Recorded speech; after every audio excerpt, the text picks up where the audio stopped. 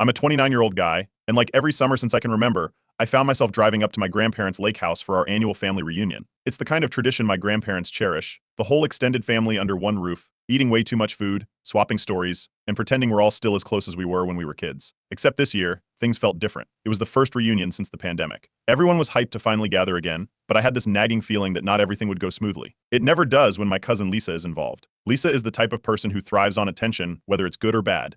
She's always been the one to stir up drama, drop passive-aggressive comments, and then sit back like she's completely innocent. It's exhausting. On the other hand, there's Jake, my other cousin, who's always been my partner in crime at these things. We've been close since we were kids, and if there's anyone who understands the chaos Lisa brings, it's him. When I arrived, everything seemed fine at first. My grandparents were all smiles, thrilled to see everyone. My mom and aunts were bustling around in the kitchen, and the kids were already running wild on the lawn. Jake and I caught up near the dock, talking about work, life, and of course what to expect this year. That's when Jake gave me a heads up. Lisa's been acting weird, he said, lowering his voice, like overly friendly. Watch your back. It didn't take long to see what he meant. Lisa showed up late, making her usual grand entrance. She was dressed to the nines, heels, flashy jewelry, the whole 9 yards, which stood out against the casual vibe of the gathering. She breezed in, making a point to comment on how quiet I'd been, which was odd since I hadn't even spoken to her yet. Something about the way she said it gave me the impression she was already setting the stage for something. The day went on and everything seemed normal until it didn't. At some point, Lisa started dropping these cryptic hints in conversations. It was subtle at first, like when she told one of my aunts, "Oh, some people have a lot going on under the surface," while glancing in my direction. Later, I overheard her casually mention to someone else that I'd been keeping a low profile lately,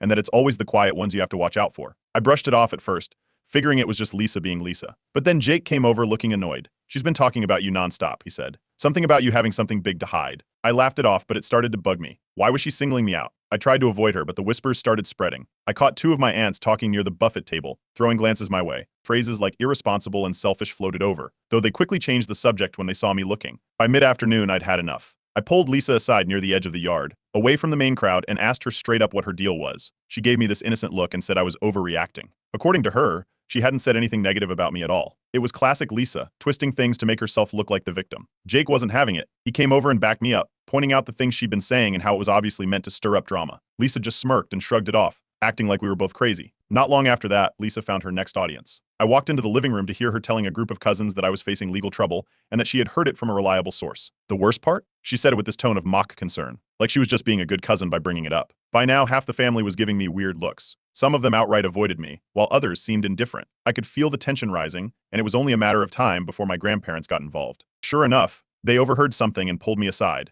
They didn't accuse me of anything but asked if there was something going on that they should know about. I had no idea what to say. How do you even explain this kind of nonsense without sounding paranoid? By the end of the day, I was frustrated and exhausted. I knew I couldn't let this slide, but I also didn't want to blow up the reunion. I decided to take the issue online, posting about it on Reddit to vent and ask for advice. The responses flooded in, with people urging me to gather evidence and confront Lisa publicly. It gave me a glimmer of hope that I could turn things around, but for now, I was stuck in the middle of a brewing family storm. And that was just day one. Update 1. Dinner at my grandparents' house is always a big deal during these reunions. Long tables set up, the smell of roasted chicken and casseroles filling the air, and everyone squeezed into the dining room. This year, though, the atmosphere was different. The tension from earlier in the day was impossible to ignore. People kept glancing at me, whispering to each other, and pretending like nothing was wrong. Jake gave me a look from across the table, a silent "are we doing this now" kind of expression. I nodded. It was time. Just as the conversation started to pick up over dessert, I spoke up. I told everyone I needed to address something. The room went quiet instantly. Forks paused mid-air. I turned to Lisa and asked her directly to explain the things she'd been saying about me all day. She froze for a second, then leaned back in her chair like I'd just accused her of stealing the family silverware. Lisa played innocent, claiming she had no idea what I was talking about. The way she feigned confusion would have been convincing to anyone who didn't know her better. She threw in a line about being hurt by the accusation, which only made her look more innocent to the relatives who hadn't been paying attention earlier. Jake didn't let her off the hook. He jumped in, recounting the specific comments she'd been making about me throughout the day. He didn't hold back either, listing everything she'd said, including the part about me having something big to hide. This sparked a ripple through the room. Some relatives turned to Lisa, waiting for her to respond. Others looked at me like I was overreacting for bringing it up. Lisa, of course, didn't miss a beat. She acted like she'd been completely misunderstood. According to her, she hadn't meant anything malicious and was just concerned for me. It was textbook Lisa, twist the story and make herself look like the victim. Things took a turn when Lisa suddenly brought up evidence. She claimed she'd heard from a reliable source that I'd been fired from my job for stealing. This was news to me. I wasn't fired from my job. I left voluntarily to start freelancing. But her delivery was so confident that it made some people at the table hesitate. You could see the gears turning in their heads, wondering if there was some truth to what she was saying. I laid out the facts. I explained that I hadn't been fired, that I left my job on my own terms, and that I had no idea where Lisa was getting this story. The problem was, Lisa wasn't backing down. She doubled down, insisting her source was credible but refusing to name who it was. At this point, the table was split. Some family members started questioning her, asking who this source was and why she wouldn't name them if she was so confident. Others seemed more inclined to believe her, citing how Lisa has always been honest in the past. Honest? Sure, if you call starting rumors and creating drama honest. My parents stayed mostly quiet during the whole thing, which wasn't surprising. They've always been the type to avoid conflict, especially in front of the whole family. Later, they pulled me aside to say they believed me but didn't want to stir the pot any further. Jake wasn't letting it go. After dinner, he came up with an idea, find out who Lisa's reliable source was and shut this thing down once and for all. He figured if we could prove she was lying, the whole thing would unravel. I agreed, but when I confronted Lisa privately and asked her to name her source, she refused. She said she'd promised to keep it confidential and accused me of trying to intimidate her. By the next morning, the fallout was in full swing.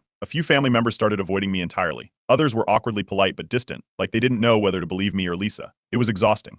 Even Jake noticed it, commenting that some people had bought into Lisa's story without even questioning it. The cherry on top was when my grandparents pulled both of us aside. They said they wanted this issue resolved quietly for the sake of family peace. I could tell they were uncomfortable, caught between wanting to support me and not wanting to alienate Lisa. I told them I'd do my best, but deep down, I knew I couldn't just let this slide. That night, I updated Reddit. I explained what had happened, from the confrontation at dinner to Lisa's refusal to name her source. The responses poured in. Most people encouraged me to stay calm, collect evidence, and focus on facts. A few suggested getting Jake to dig deeper into Lisa's claims or even going public with proof if it came to that. One thing was clear, I needed to clear my name, even if it risked further family drama. Lisa wasn't going to back down, and the only way to stop her was to expose her lies with hard evidence. Jake and I started coming up with a plan to do exactly that. This isn't over. Update 2. After the fallout from the dinner confrontation, I knew I couldn't leave things hanging. Lisa's story was gaining traction with some family members, and her refusal to name her so-called reliable source only made me more determined to clear my name. Jake and I decided to dig in and gather proof to expose her lies. The first thing I did was email the HR department at my previous job. I requested an official confirmation that I had resigned voluntarily and left on good terms. It felt a little surreal to be doing this over family drama, but at this point, I needed hard evidence to fight back. While waiting for a response, things escalated. Lisa doubled down. By the next afternoon, she was telling more family members that I owed thousands in restitution to my former employer. I overheard snippets of conversations where she claimed she was trying to be discreet to avoid embarrassing me further. Jake told me she was weaving this narrative that I had been caught doing something illegal and quietly let go. Jake didn't waste any time. He approached Lisa under the guise of wanting to clear things up. While she was talking, he hit record on his phone. She rambled on about shady behavior and how she was protecting the family by bringing it up. She was careful not to name her source, but her tone made it clear she was enjoying the attention. The recording wasn't the smoking gun we needed, but it showed her intent. This wasn't about concern, it was about drama. A few days later, I got the response from HR. They sent an official letter confirming my voluntary resignation, stating that I left to pursue freelance work and that my record with the company was clean. This was the break I needed. With the letter in hand, Jake and I started addressing the skeptical family members one by one. We sat down with a few of the more neutral relatives, those who hadn't outright sided with Lisa but hadn't supported me either. I showed them the letter and explained the situation calmly. Some of them apologized right away, admitting they'd been unsure of what to believe. A few were hesitant, saying they didn't want to take sides, but at least they stopped giving me the cold shoulder. Meanwhile, Lisa began avoiding direct conversations. Anytime someone asked her to clarify her accusations, she deflected, saying she didn't want to cause more tension. She even started leaving group chats early and spent most of the reunion on her phone, probably trying to gauge how much damage control she needed. When I shared the letter with my grandparents, they were clearly relieved. They apologized for doubting me, saying they'd been caught off guard by the whole situation. It was a bittersweet moment. I appreciated their support, but it stung to know they'd even considered Lisa's story. Jake, however, wasn't done. He decided it was time to share the recording. During a lull in the afternoon, he posted it in the family group chat with a simple caption, for those still wondering. The recording was explosive. Hearing Lisa's voice, dripping with condescension, as she spun her tale about my supposed shady behavior, left little room for doubt about her intentions. Lisa's reaction was immediate. She stormed out of the main house and spent the rest of the evening in her car. Later, she sent a flurry of texts accusing Jake and me of ganging up on her and making her the family scapegoat. By the next morning, she'd packed up and left the reunion entirely. The fallout was mixed. Some family members who had sided with Lisa started reaching out to apologize. They admitted they'd been swayed by her confidence and her track record of honesty in the past. Others, though, stayed silent, clearly uncomfortable with how things had played out. A few even tried to suggest that Jake and I had gone too far by sharing the recording. For the family as a whole, the situation hit a breaking point. My grandparents called a meeting, hoping to resolve things once and for all. They asked Lisa to join, but she refused, citing emotional distress. Without her there, the meeting became more of a reflection on the reunion and how things had gotten so out of hand. My grandparents made it clear they wanted peace moving forward, but they also acknowledged that trust had been broken. Before the reunion officially ended, I shared the HR letter in the group chat. It felt like the final nail in the coffin for Lisa's claims. Most family members accepted it as proof that I'd been telling the truth all along. Even the few holdouts who had stayed neutral seemed to back off, no longer questioning my side of the story. That night, I updated Reddit again. I shared everything, the HR letter, the recording, and how the family was reacting. The support was overwhelming. People encouraged me to keep standing my ground and not let Lisa's drama overshadow the truth. A few warned me to prepare for retaliation, but I was already expecting it. Lisa wasn't the type to let things go quietly. For now, though, I feel like I've turned a corner. My name is mostly cleared, and the family is starting to see Lisa for who she really is. Still, something tells me this isn't over. If there's one thing I've learned about Lisa, it's that she always has another card up her sleeve. I'll keep you all updated. Update 3. After Lisa left the reunion early, I thought things might finally settle down. I was wrong. A couple of days later, I got a text from an unknown number. It read, "I know what you did, and I have proof. You should come clean before this gets worse." No context, no name, but it was clear this was tied to Lisa. The timing was too convenient to be a coincidence. Jake and I immediately started digging. Jake, being the tech-savvy one, traced the number. It turned out to be a burner phone, which only made it more suspicious. We couldn't confirm it was Lisa, but the message's vague threat felt like her style: stir the pot, then sit back and watch the chaos unfold. While we were trying to figure out the source of the message, Lisa started posting on social media. Her posts were cryptic, vague, and clearly aimed at me. One said, "Funny how people can fool everyone but not forever. The truth always comes out." Another read, "Some people just can't handle accountability. Toxic family vibes." Relatives began to notice and started speculating. Some reached out to ask if I knew what she was talking about. It was clear her posts were designed to make people think I was hiding something. Lisa's strategy was simple: let the drama simmer online and let everyone else fill in the blanks. As if the vague posts weren't enough, Lisa kicked things up a notch. By midweek, I started hearing whispers of a new rumor. This time, Lisa was telling people I wasn't just jobless, I was financially dependent on my parents. She claimed I was living at home, broke, and refusing to take responsibility for my mistakes. The rumor gained traction fast. Even though I'd already proven her previous claims false, some family members couldn't resist gossiping. My parents caught wind of it and were furious. They tried to confront Lisa directly, but she deflected, insisting she was being unfairly targeted and just repeating what she'd heard. I updated Reddit about the new developments. The overwhelming advice was clear: consult a lawyer. People suggested that Lisa's behavior had crossed into defamation territory, and that it was time to take legal steps to protect myself. After discussing it with Jake, I decided to get a professional opinion. The lawyer I consulted agreed that Lisa's actions were problematic. The social media posts, the rumors, and the anonymous message painted a picture of someone trying to harm my reputation. He advised sending her a cease and desist letter to formally demand that she stop spreading false information. Before we could finalize the letter, Lisa showed up unannounced at a casual family gathering. It wasn't a formal event, just a few relatives catching up at my grandparents' house, but her arrival immediately shifted the mood. She walked in, glanced around, and started talking loudly about how she'd been villainized for no reason. She didn't waste time turning her attention to me. In front of everyone, she accused me of trying to divide the family and make her look bad. It was a bold move, considering everything she'd already done, but Lisa thrives on confrontation. Jake stepped in before I could respond. He called her out for the chaos she'd caused, pointing out how her actions had made the reunion miserable for everyone. Things got heated quickly. Lisa fired back, claiming she was the real victim, and that Jake and I had been ganging up on her from the start. The argument was so loud that my grandparents had to step in to break it up. They were visibly upset, and I couldn't blame them. The reunion was supposed to bring the family together, not tear it apart. After calming everyone down, they made a firm announcement: anyone causing further drama would not be invited to future reunions. It was clear the message was aimed at Lisa, though they didn't mention her by name. Lisa, of course, played the victim card. She burst into tears, accusing the family of bullying her and claiming she was being unfairly singled out. A few relatives tried to comfort her, but the majority were silent, clearly fed up with the situation. The next day, I finalized the cease and desist letter and had it delivered to Lisa. Her reaction was predictable and over the top. She called several family members, accusing me of trying to silence her and claiming the letter was proof that I had something to hide. She even hinted that she might take legal action against me, though it was clear she was bluffing. I updated Reddit again, sharing everything that had happened since the reunion. The anonymous text, the cryptic social media posts, the new rumor, and the cease and desist letter, every twist and turn. The responses were a mix of support and outrage. Many users suggested additional legal steps or strategies for dealing with Lisa, while others shared similar experiences with toxic family members. For now, things are quiet. Lisa hasn't responded publicly to the letter, but I'm not convinced she's done. If there's one thing I've learned, it's that Lisa doesn't back down easily. The family is still divided, though more people seem to be seeing her true colors. I'm staying prepared for whatever comes next, and will keep Reddit updated as things unfold. Update 4. It didn't take long for the fallout from Lisa's antics to hit a boiling point. After the cease and desist letter and her cryptic accusations, the family divided into camps. A handful of relatives started openly defending Lisa, claiming she wouldn't make things up without a reason. They argued she had always been a truth teller and was being unfairly targeted by me and Jake. Meanwhile, others decided to stay out of it altogether, claiming they didn't want to take sides. Their neutrality frustrated Jake and me, as it felt like they were giving Lisa a free pass. Jake wasn't one to let things rest. While I focused on addressing the rumors directly, he started looking into Lisa's behavior at past family events. It didn't take him long to find a pattern. Lisa had been stirring up drama for years, subtly at first, then escalating when she saw an opportunity. Jake reminded me about the time she spread a rumor that another cousin had been caught shoplifting, only for it to come out later that she'd made it up to deflect attention from her own trouble at school. There was also the time she convinced half the family that our uncle had a drinking problem, which turned out to be another fabrication. When Jake shared these examples with relatives who were on the fence, it started to shift the narrative. More people began questioning Lisa's motives. The cease and desist letter didn't silence Lisa, it pushed her to go public. A few days after the letter was delivered, she posted a tearful video on social media. In the video, she accused me of harassing her, claimed I was trying to silence her truth, and painted herself as the victim of a family smear campaign. Her performance was over the top, complete with shaky voice and dramatic pauses. She didn't mention my name directly but dropped enough hints that everyone knew who she was talking about. The video gained traction quickly. Extended family members started reaching out, asking what was going on. Even acquaintances from outside the family messaged me,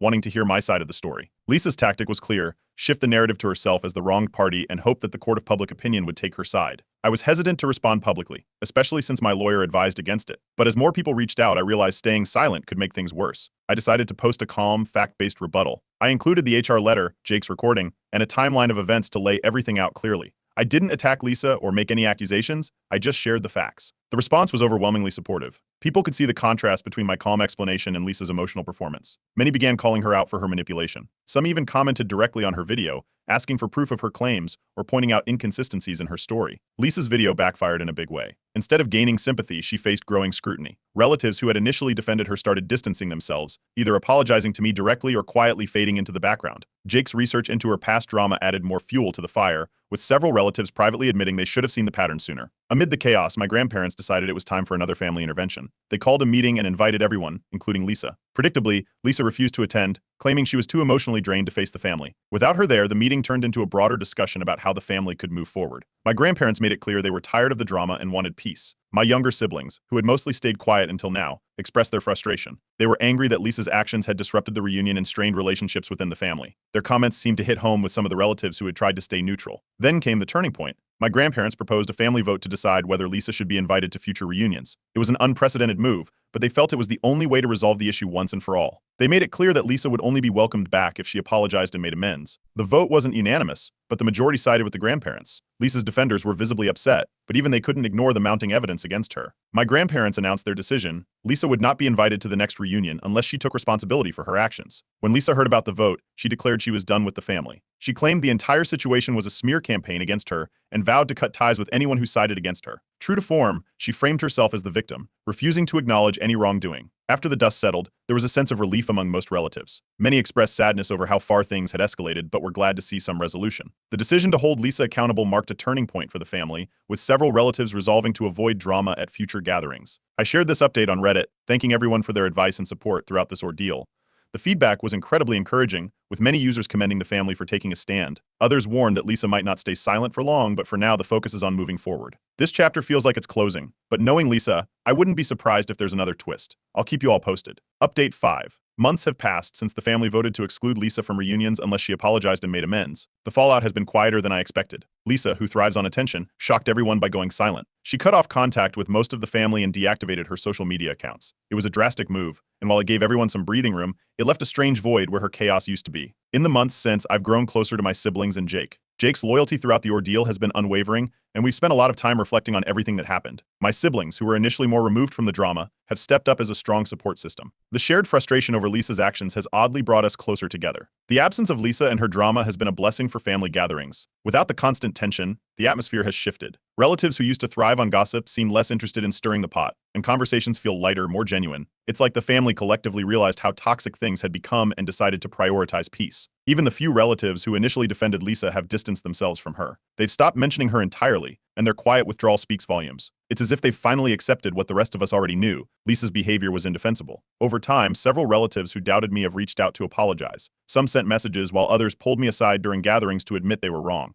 It hasn't been easy to rebuild trust, but I appreciate the effort they've made. Hearing things like "I should have believed you from the start" has been bittersweet, but it's a step in the right direction. A few weeks ago, my grandparents had a minor health scare. Thankfully, everything turned out fine, but it was a wake-up call for the family. It reminded us all of what's truly important: supporting each other and spending time together. The scare seemed to solidify everyone's commitment to avoiding drama and focusing on what matters. Out of the blue, Lisa emailed me. It was short and vague, claiming she didn't mean to hurt anyone and that she hoped we could move past everything. She stopped short of a direct apology, which didn't surprise me. It felt like another half-hearted attempt to shift blame without actually taking responsibility. I responded politely but firmly. I told her I was open to moving forward, but I needed a genuine apology and a clear acknowledgement of her actions before I could trust her again. She hasn't replied, and honestly, I don't expect her to. Jake and I have agreed on new boundaries for future family events. We're determined to avoid situations where someone like Lisa could wreak havoc again. If she does try to return to the fold, she'll be met with clear expectations for accountability and respect. We're not going to let history repeat itself. This entire experience has been a crash course in dealing with false accusations and toxic relationships. If there's one thing I've learned, it's the importance of standing up for the truth, even when it's uncomfortable. The legal process, while stressful, gave me the tools to protect myself and push back against Lisa's attempts to ruin my reputation. I've also learned to appreciate the value of a strong support system. Jake, my siblings, and even my parents showed me that having people in your corner makes all the difference. Recently, my grandparents organized a smaller family gathering without Lisa. It went smoothly. No tension, no awkward silences, just good food and genuine conversations. For the first time in a long while, it felt like the family could relax and enjoy each other's company. It was a reminder of what these reunions are supposed to be about. While Lisa has been quiet within the family, rumors have started circulating that she's creating drama in another social circle. Apparently, she's pulled similar stunts with friends, fabricating stories and playing the victim when confronted. It's frustrating, but not surprising. At least this time, it's not our family caught in the crossfire. Looking back, this ordeal was exhausting, but also eye-opening. It taught me how to stay calm under pressure, how to navigate family politics, and how to protect myself from people who thrive on manipulation. More importantly, it strengthened my relationships with the people who truly matter. My siblings, Jake, and my parents have proven time and time again that they're in my corner, and I'll never take that for granted. I shared this final update on Reddit to thank everyone who supported me along the way. The advice, encouragement, and shared stories made a huge difference when things felt overwhelming. If there's one takeaway I can share with anyone dealing with a similar situation, it's this: don't let the fear of confrontation stop you from standing up for yourself. Truth has a way of coming out, and the people who matter will see it. For now, I'm focusing on my career, my family, and building a brighter future. Lisa may still find ways to stir the pot elsewhere, but as far as I'm concerned, this chapter is closed.